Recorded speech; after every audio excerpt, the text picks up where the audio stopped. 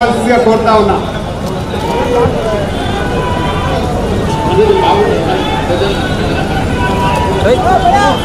గౌరవనీయులు కేంద్ర సహాయ హోంమంత్రి వర్యులు బండి సంజయ్ కుమార్ గారిని మాట్లాడవలసిందిగా కోరుతా ఉన్నా.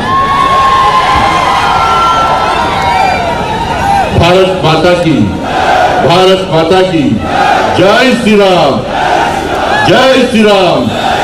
नरेंद्र मोदी गारी नायकत्वम, नरेंद्र मोदी गारी नायकत्वम, जेपी नड्डा गारी नायकत्वम, जेपी नड्डा गारी नायकत्वम, किशन रेड्डी गारी नायकत्वम, रामचंद्र गारी नायकत्वम, जुब्लीस दीपक रेड्डी गारी नायकत्वम. जय श्री राम. अंदरिकी नमस्कारम. భారతీయ జనతా పార్టీ అభ్యర్థిగా జూబ్లీహిల్స్ నుంచి పోటీ చేయడానికి మన ముందుకు వచ్చి మనందరి కష్టార్జితంతో ఓటర్ల ఆశీర్వాదంతో గెలవబోతున్నటువంటి మన లంకల దీపక్ రెడ్డి గారి యొక్క నామినేషన్ సందర్భంగా వేదిక గౌరవనీయులు పెద్దలు బీజేపీ రాష్ట్ర రథసారథి రామచంద్రరావు గారు, కేంద్ర మంత్రివర్యులు గౌరవనీయులు కిషన్ రెడ్డి గారు, బీజేపీ శాసనసభాపక్ష నాయకులు మహేశ్వర్ రెడ్డి గారు, శాసన మండలి సభాపక్ష నాయకులు రెడ్డి గారు, గౌరవ పార్లమెంట్ సభ్యులు, గౌరవ శాసనసభ్యులు, గౌరవ శాసన మండలి సభ్యులు, భారతీయ జనతా పార్టీ రాష్ట్ర నాయకులు, జిల్లా నాయకులు, జూబ్లీహిల్స్ నియోజకవర్గంలోని భారతీయ జనతా పార్టీ కార్యకర్తలకు, మీడియా మిత్రులకు, ఓటర్ మహాశయులు అందరూ కూడా నమస్కారం. నేను గతంలో ఎన్నికలప్పుడు వచ్చిన ఈ జూబ్లీహిల్స్ అంటే అద్దాల మేడలు, హంగు ఆరుబాటలు ఉన్నాయనుకోండి. నేను పోయినసారి దీపక్ రెడ్డి గారు పోటీ చేసినప్పుడు వచ్చి చూస్తే మొత్తం మురుకు గుమ్మలు, పాత పడ్డ ఇల్లు తప్ప ఏం లేవు. అంత పట్టి రోడ్డు పడ్డారా, పైన పడాలి, ఏం లేవు. నేనన్నా అయిపోయినా పోటీ చేయడానికి ఇద్దరు వస్తున్నారు. ఒకరు బీఆర్ఎస్ వాళ్ళు, ఇంకొకరు కాంగ్రెస్ వాళ్ళు. 10 సంవత్సరాలు ఇదే రాష్ట్రాలైన బీఆర్ఎస్ వాడు మంచి పాలన అందిస్తే ఇవాళ జూబ్లీహిల్స్ లోకి మురుకు గుమ్మలు ఉంటుండేనా అన్న? ఇలా కారకులు ఎవరు? బీఆర్ఎస్ వాళ్ళు. ఇక మేము 2 సంవత్సరాలు 100 రోజులుగా జూబ్లీహిల్స్ అద్దలక పెరిపిస్తామన్నారు కాంగ్రెస్ వాళ్ళు. ఇవాళ ఇచ్చిరా అన్న? నేను అందుకే జూబ్లీహిల్స్ వాళ్ళు మొత్తుకుంటున్నాను, వేడుకుంటున్నా అన్న. పోయినసారి బీఆర్ఎస్ మీద కోపంతో కాంగ్రెస్ పార్టీకి వేసారు. ఏమింటే వాళ్ళు చిప్పచ్చిస్తారు, చిప్ప కూడా మీరు చూసుకున్నారు. ఇప్పుడు మళ్ళా మీరు కాంగ్రెస్ వాళ్ళ మీద కోపంతో బీఆర్ఎస్ వేసిరు అనుకో, మీ కొంప కొల్లేదవుతుంది. ఎందుకంటే వాళ్ళు ఇద్దరు గెలిస్తే ఇన్ని రోజులు చేసింది ఏంది అంటే, ఇక్కడ పెద్ద పెద్ద బిల్డింగ్లకు పర్మిషన్ ఇచ్చుడు, వాళ్ళ దగ్గర కమిషన్ దొప్పుడు, కాస్ట్లీ ల్యాండ్ కబ్జా చేసుడు తప్ప వాళ్ళు చేసింది ఏం లేదు. సైకిల్ మీద తిరిగే స్తోమత లేనోడు, సైకిల్ కూడా లేనోడు బీఆర్ఎస్ వాడు ఇలా కార్లు కొనుక్కొని మెడల కిలోల బంగారాలు వేసుకొని ఇలా రోడ్ల మీద తిరుగుతున్నాడు. మొన్నదాకా ముడత చెప్పుకొచ్చుకొని మూలకొన్న కాంగ్రెస్ వాళ్ళు ఇలా కార్లు తిరిగి కబ్జాలు చేసి మనం దోచుకోవడానికి సిద్ధమయ్యారు. కాబట్టి మళ్ళీ కోరుతున్నాను, వాళ్ళిద్దరు కలిసి తెలంగాణ రాష్ట్రాన్ని వాళ్ళు ఏ విధంగా దోచుకున్నారో వీళ్ళు అదే విధంగా దోచుకోవడానికి సిద్ధమయ్యారు. మేము మా కిషన్ రెడ్డి గారి నాయకత్వంలో అభివృద్ధి పేరుతో మేము వస్తున్నాం. ఇలా వాళ్ళిద్దరు మతం పేరుతోని మిమ్మల్ని మోసం చేయడానికి వస్తున్న విషయాన్ని ఒక్కసారి జూబ్లీహిల్స్ నియోజకవర్గంలోని ఓటర్ మహాశయులందరూ గుర్తియాలి. ఇలా వాళ్ళందరూ బీఆర్ఎస్ పార్టీ 10 సంవత్సరాలు 3000 ఇస్తానని ఆడోళ్లకు, ఎక్కడైనా 3000కు ఆడోళ్లకు పెన్షన్ ఇచ్చిందా ఒక్కసారి చెప్పండి. ఇలా కమ్యూనిటీ భవనాలు కట్టిస్తున్నారు, అవి లేవు. ఉద్యోగాలు ఇస్తున్నారు, అవి లేవు. మొత్తం రోడ్లు వేస్తున్నారు, అవి ఇలా బీఆర్ఎస్ పార్టీలు. ఇలా కాంగ్రెస్ పార్టీ వాళ్ళు 2500 రూపాయలు పెన్షన్ ఇస్తున్నారు, తులం బంగారం ఇస్తున్నారు, స్కూటీలు కొనిస్తున్నారు. వాళ్ళు అవియలే. ఇవాళ ఈ 2 పార్టీలు మోసం చేస్తాయి. కాబట్టి ఇవాళ నరేంద్ర మోడీ గారి ప్రభుత్వం మీరు ఇక్కడ కిషన్ రెడ్డి గారికి గెలిపించిన తర్వాత ఈ భాగ్యనగరానికి 1000 కోట్ల రూపాయల నిధి తీసుకొస్తున్న విషయాన్ని ఇలా భాగ్యనగర్ సమాజం, జూబ్లీహిల్స్ నియోజకవర్గం ప్రజలు ఆలోచించాలి. ఇవాళ మళ్ళీ గెలిపించాలి.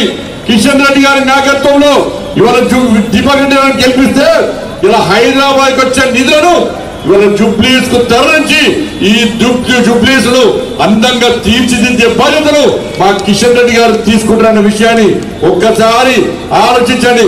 ఎందుకంటే నిన్న మీరు చూసారు, వీళ్ళు ఏం చెప్తే వాళ్ళు చేస్తారు. బీఆర్ఎస్ వాళ్ళు ఏం చెప్తే కాంగ్రెస్ వాళ్ళు చేస్తారు. అరే మంచిర్యాలలో మా కార్యకర్తను వేధిస్తే, కాంగ్రెస్ వాళ్ళు వేధిస్తే మా మధుకర్ అనే కార్యకర్త ఆత్మహత్య చేసుకున్నాడు. నేను రామచంద్రరావు డిమాండ్ చేస్తాం, వెంటనే వాళ్ళు అరెస్ట్ చేయాలంటే ఈ కాంగ్రెస్ పార్టీ ప్రభుత్వం పట్టించుకోలే గుండాలు అరెస్ట్. అరే నిన్న ఖమ్మం జిల్లాలో భారతీయ జనతా పార్టీ కార్యకర్త మీద దాడులు చేస్తే ఇవాళ అరెస్ట్ చేయమంటే అరెస్ట్ చేయలే. కానీ నిన్న పొద్దున హరీష్ రావు గారు వచ్చి ఇలా నిజామాబాద్ లో కానిస్టేబుల్ చంపారు, వాడిని పట్టుకోనంటేనే ఇలా రేవంత్ రెడ్డి సర్కార్ మనం ఎన్కౌంటర్ చేసింది. హరీష్ రావు చెప్తే ఎన్కౌంటర్ చేస్తారు, కానీ మా కార్యకర్తల మీద దాడులు చేస్తే అరెస్టులు చేయమంటే కాంగ్రెస్ పార్టీ వీళ్ళిద్దరు ఒకటే. కాళేశ్వరం పేరు మీద డ్రామాలు ఆడుతున్నారు. ఇలా రేవంత్ రెడ్డి అంటున్నాడు కాళేశ్వరం మీద సిబిఐ ఎంక్వైరీ అన్న, కాళేశ్వరం మీద సిబిఐ ఎంక్వైరీ అంటున్నారు కాంగ్రెస్ వాళ్ళు.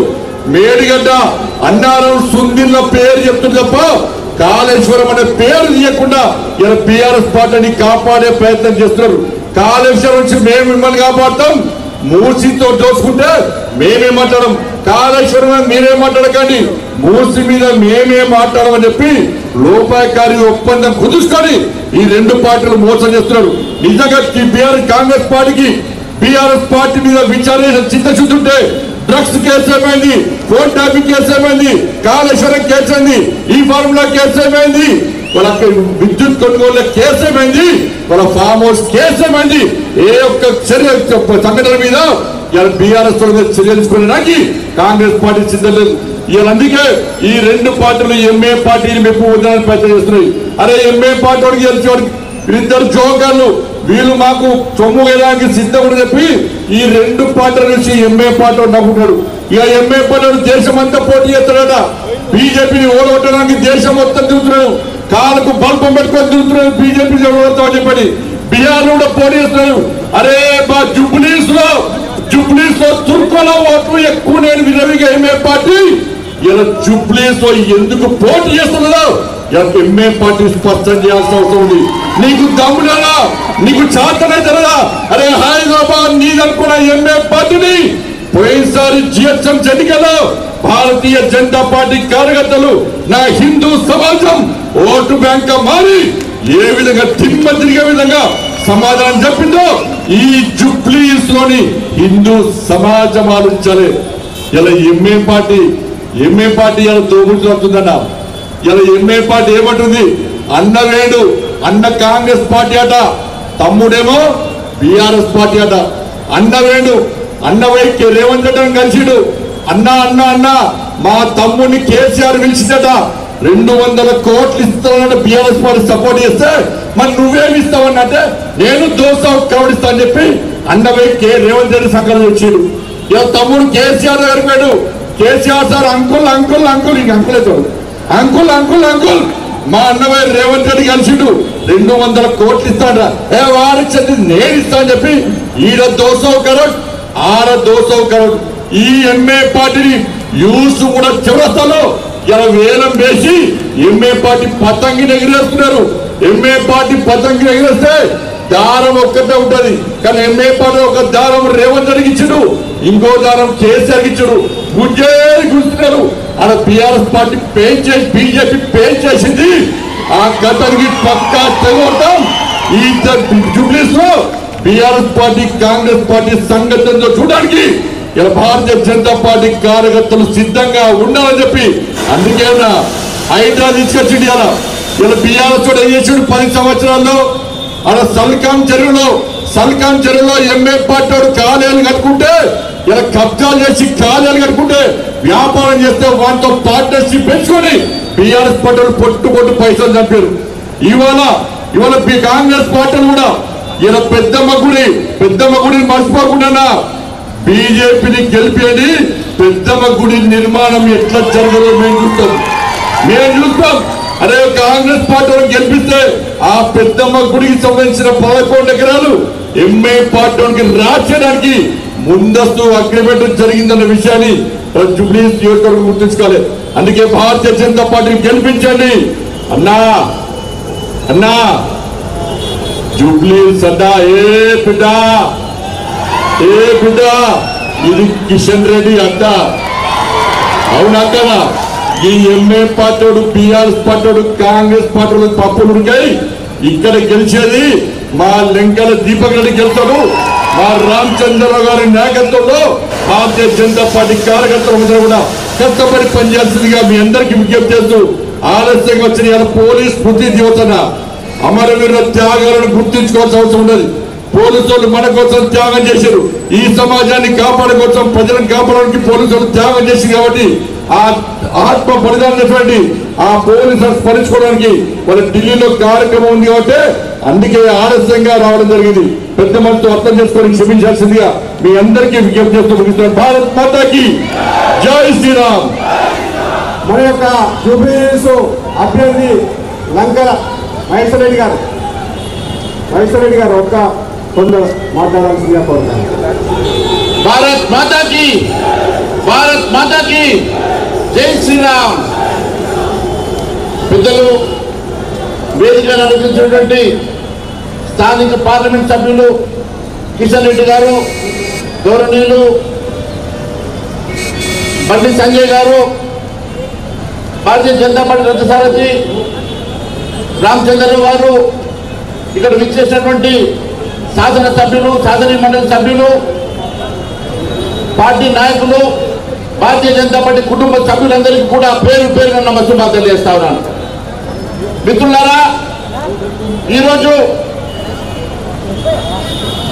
జరుగుతున్నటువంటి ఉప ఎన్నిక ఇక్కడ కేవలం బదిలీ